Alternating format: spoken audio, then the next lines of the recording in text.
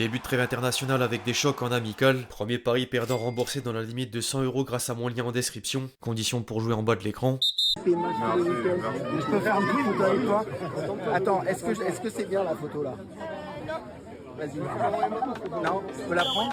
L'équipe, j'espère que vous allez bien, et en particulier les plus boomers d'entre nous. Plus sérieusement aujourd'hui, nouveau 5. Au programme, la suite des péripéties de l'équipe de France entre déclarations, Euro 2024 et Jeux Olympiques. Un résumé du live de Luis Enrique qui a fait quelques confidences sur Twitch hier. Deux informations importantes de la LFP concernant la Ligue 1. Une transition sur le papier de l'équipe à propos des salaires du championnat de France, allant des joueurs jusqu'aux arbitres. Avant une conclusion en image pour reprendre des nouvelles d'un ancien grand joueur. Bref, je vais pas en dire plus les amis, je vous demande encore une fois de rester jusqu'à la fin de cette vidéo, mais surtout m'exploser le bouton j'aime. Merci à tous ceux qui prendront 2 secondes pour le faire. Et vous pouvez également prendre 2 petites secondes pour télécharger gratuitement l'application SofaScore si vous voulez ne rien manquer des prochains matchs de la trêve internationale. Score en direct, classement, statistiques et j'en passe. Le lien est disponible en description.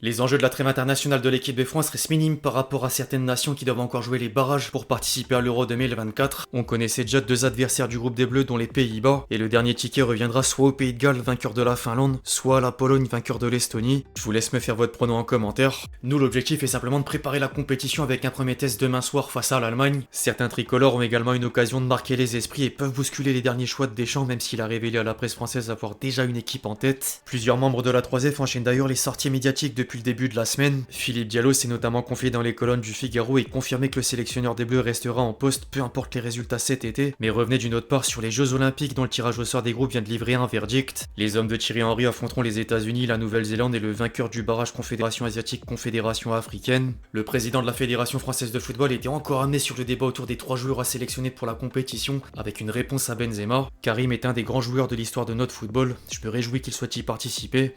Ensuite, moi je suis pas sélectionneur, je vois pas pourquoi un grand joueur international, Ballon d'Or, aurait un quelconque veto. Outre Benzema, il a pris part à la décision du Real Madrid de bloquer les joueurs français sans perdre espoir. Kylian a fait part de son souhait de les faire, on connaît les conditions. Je regrette la position du Real Madrid qui ferme la porte à un rêve de beaucoup de joueurs. Je respecte leur décision, c'est d'ailleurs le seul club étranger à nous avoir informé de ça. Si la porte s'ouvre d'ici les JO, on la poussera. S'il faut aller voir Florentino Pérez à Madrid, on le fera. En parlant de Mbappé et du Real Madrid, qui mieux qu'un madrilène pour confirmer la chose? C'est la même chose pour tout le monde. Le club où Kylian ira sera son employeur, ce sera à eux de décider. Je sais pas où il ira encore, peut-être qu'il aura l'opportunité d'y aller en fonction de son futur club. Tchouaméni qui rétablissait au passage la vérité concernant la discussion avec Bellingham il y a quelques jours. Je suis arrivé en sélection, c'est la première question qu'on m'a posée. Faut savoir qu'on était en mise au vert avec le Real Madrid et je crois que des gars sont venus nous présenter des habits. C'est un scoop, on parlait pas de Kylian et on parlait pas d'Erling, on parlait de Dayo ou pas Mécano et de Dyer. Pourquoi? Parce que c'était la veille de notre match de Ligue des Champions et on regardait Bayern Lazio si je me trompe pas. Donc en fait Jude Bellingham parlait de Dyer et moi je parlais de Dayo. Je sais que ça va moins vendre mais voilà ce qu'il s'est passé. Il a quand même donné une préférence entre les deux ensuite. Kylian est le plus fort et le plus complet. Je préfère Kylian même si Erling est l'un des meilleurs au monde. Bref, avant de conclure cette séquence les amis, je voulais qu'on termine avec l'entretien. Une partie de l'entretien de Thierry Henry pour le Parisien. Le sélectionneur de l'équipe de France Espoir s'est livré au quotidien régional et parmi les sujets une déclaration valait le détour. Il a dit les termes à propos de notre grisille nationale. Kylian est déjà dans le futur et c'est tant mieux d'ailleurs parce que c'est la France, c'est notre football et il faut un mec qui nous représente un peu partout. Kylian est extraordinaire mais il faut pas oublier Griezmann qui te rappelle que travailler c'est un talent. Il est de plus loin le joueur le plus sous-coté qui existe. Souvent on parle de Kylian tellement à juste titre que je suis même pour qu'on en abuse. Mais Griezmann, regardez ses passes et ses buts. Dites-moi qui dans l'histoire pouvait bien jouer aux 4 postes offensifs comme lui. Il y en a pas beaucoup. Gris vous fait partie de ceux-là. En dehors de l'équipe de France, l'événement que tout le monde attendait hier n'est autre que le live de Luis Enrique sur Twitch. L'entraîneur parisien a annoncé la sortie d'une chanson en l'honneur de sa fille décédée en 2019 à l'âge de 9 ans d'un cancer des os et prenait surtout le temps de répondre aux questions de quelques 25 000 viewers vis-à-vis du ballon rond. Il n'a évité aucun sujet au point de faire la une de Sport. Le quotidien catalan relevait les mots à propos du Barça et pense déjà aux retrouvailles en quart de finale de Ligue des Champions. Petit résumé des déclarations fortes avec un premier commentaire sur le tirage au sort justement. C'était presque sûr que nous allions tirer une équipe espagnole. Je suis un socio-culé depuis de nombreuses années mais je vais tout faire pour aider mon équipe à se qualifier. Nous devons y aller pas à pas. Nous devons croire que nous sommes capables d'éliminer le FC Barcelone. Aborder ce quart de finale sans peur. La suite, on verra si on se qualifie. On verra, mais il a une préférence tout de même. D'une part, pour les demi-finales, j'aimerais une équipe espagnole comme l'Atlético. Nous venons du seul groupe où les 2 équipes se sont qualifiées. Et en finale, Pep Guardiola ou Mikel Arteta, ce serait top. Pourquoi pas, même si avant il y a le Barça à battre. Combien de joueurs du Barça seraient titulaires au PSG ? Ter Stegen, Araujo, Koundé, De Jong, Gundogan, Yamal, Lewandowski sans aucun doute. Et pas seulement au PSG mais aussi à City et au Bayern, à Arsenal. C'est pas leur meilleure saison mais ils restent très dangereux. En parlant du Barça, Luis Enrique en est venu à évoquer un éventuel retour. J'ai toujours dit que revenir au Barça un jour me plairait mais c'est très difficile de faire recroiser nos chemins en réalité. Le PSG m'a paru le bon endroit pour développer un projet dès la première réunion avec ses dirigeants l'été dernier. Je veux respecter mon contrat car nous avons un projet important à développer et je ne le romprai pas. Il n'en est pas question. Au moins les rumeurs prennent un stop. Les médias espagnols ne cessaient de relayer un possible retour à l'image de Mundo Deportivo qui vient d'ailleurs d'interroger Laporta. Le président des Blaugrana préfère donner sa confiance à Xavi malgré son départ en fin de saison. Lui c'est une personne que j'aime beaucoup, il a du caractère, de la personnalité, il est très bon, il a ses idées et j'aime ce type de personne, mais nous n'avons pas parlé avec Luis ou qui que ce soit par respect pour Xavi. Je dis que celui qui veut venir au Barça devra attendre la fin de saison car nous toucherons à rien jusqu'à ce que Xavi prenne la décision. Au passage il a également répondu à la probable arrivée de Mbappé au Real Madrid. Suis-je envieux du Real Madrid pour Mbappé? Pas du tout. En plus, je ne sais pas s'ils le feront ou non. J'ai pas d'informations, j'ai de l'intuition. Là, ils ont un problème. Il faut vendre un joueur, non? Car ils vont pas jouer tous les deux avec Vinicius au même endroit. Et ce sont des joueurs très importants, très chers. En parlant de chiffres, c'est certain que ça va causer des problèmes dans le vestiaire. Laporta n'a donc pas d'informations, ni Luis Enrique hier. Mbappé au Real Madrid? Je sais rien. Y a que Kylian qui sait. S'il sera titulaire face au Barça en quart de finale de Ligue des Champions, à ton avis? T'en penses quoi? Par contre, moi j'ai peut-être un scoop et je rigole pas, venant de X, anciennement Twitter. Mardi après-midi, un gars a partagé ceci sur le réseau. Ha, la mère de Mbappé qui officialise l'avenue de Mbappé au Real en passant une commande sur le site là où je travaille, en mettant en adresse de livraison une adresse qui est à Madrid.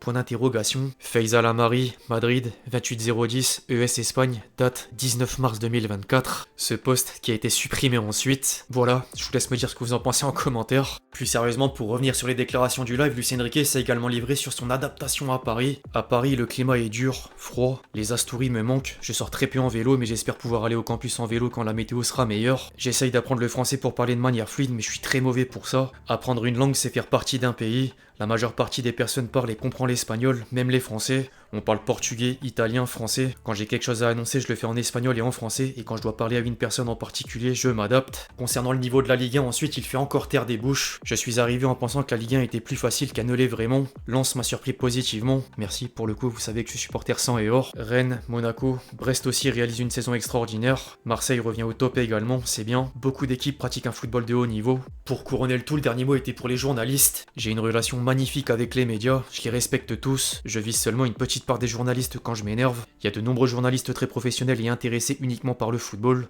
le jeu.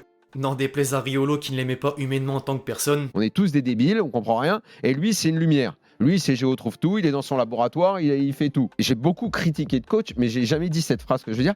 C'est une personne que je n'aime pas. Par contre, on peut pas reprocher à Riolo d'avoir des bons scoops. On se souvient de Messi au PSG et on se souviendra du partenariat entre la Ligue 1 et McDo. La Ligue de football professionnel vient d'officialiser que la chaîne de fast-food remplacera Uber Eats en tant que naming du championnat de France pendant 3 ans à partir de la saison prochaine. Et le bail devrait rapporter près de 90 millions d'euros, comme ce qu'a annoncé le journaliste d'RMC. Un chant de supporters parisiens 11 ans en arrière aurait du sens aujourd'hui. Un Big Mac pour Gignac, un Big Mac pour Gignac, un Big Mac pour Gignac, un Big Mac pour Gignac. Plus sérieusement, une autre information importante est tombée dans la foulée. Les décideurs de la Ligue 1 ont accepté d'alléger le calendrier des clubs français encore en lice en Coupe d'Europe. Paris, Marseille et Lille joueront donc la 29e journée 10 jours plus tard pour préparer au mieux leur quart de finale. Pour une fois, y a rien à dire. Respect. Chaque année, l'équipe dévoile les salaires du championnat de France. Vous en avez sans doute entendu parler, vous l'avez peut-être déjà vu, mais je voulais qu'on en reparle et pas que des joueurs. Le Paris Saint-Germain domine sans surprise le top 30 des plus gros salaires de la Ligue 1. 18 joueurs parisiens, 6 joueurs lyonnais, 5 joueurs marseillais et 1 joueur monégasque. Celui en tête n'est autre que Mbappé qui touche 6 millions d'euros bruts par mois, soit 6 fois plus que Dembélé deuxième à égalité avec Marquinhos. Par contre, le plus choquant se nomme Kurzawa qui touche 500 000 mensuels bruts pour éplucher les mandarines sur le banc. Concernant les entraîneurs ensuite, pareil, aucune surprise de voir Luis Enrique en tête avec plus de 900 000 euros par mois. À l'étranger, je vais pas m'arrêter longtemps mais je vous laisse faire pause sur cette page du journal. Enfin, chez les arbitres, si on prend 4 matchs arbitrés par mois, ça donne presque 20 000 euros bruts mensuels pour un arbitre du championnat de France. En revanche, Turpin, Frappard, Bastien et Le Texier touchent 2 000 euros bruts de plus par mois avec leur statut élite UEFA. Je vous ai dit en intro tout à l'heure qu'on allait terminer cette vidéo avec des nouvelles d'un ancien grand joueur. Le voici, Mesut Özil, qui est en pleine prise de masse.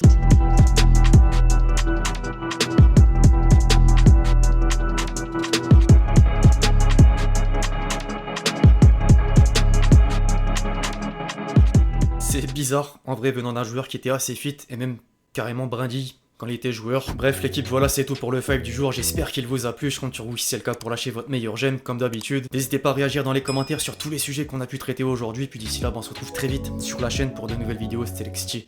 Ciao ciao.